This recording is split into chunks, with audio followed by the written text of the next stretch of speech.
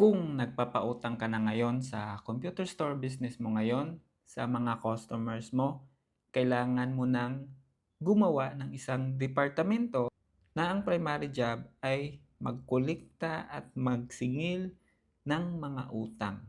Ayun. So, kailangan mo yang gawin dahil kapag hindi mo yan gawin, time will come na magkakaproblema ka sa cash flow.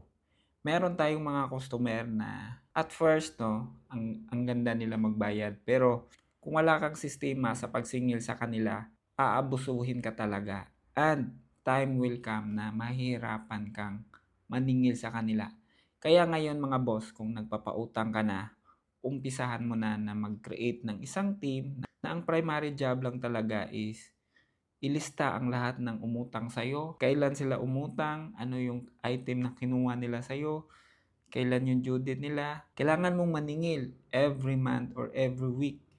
Yun lang yung trabaho nila, maningil ng maningil ng maningil. So, isa sa kamalian ko rin mga boss no sa negosyo namin, meron kasi kaming mga pinapautang ng mga customer and then sometimes no, dahil sa sobrang busy natin, minsan yung akala natin na customer na magaling magbayad, kung hindi mo yan tututukan talaga, aabusuhin ka ng mga yan. Kaya kailangan ka ng someone na yun lang yung trabaho niya talaga.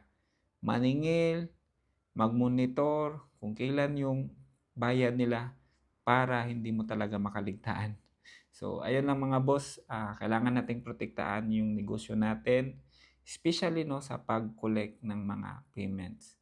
Ganon kahirap maghanap ng customer, ganon din kahirap maningil ng mga customer. Kaya galingan mo dyan mga boss para manalo ka sa negosyo mo.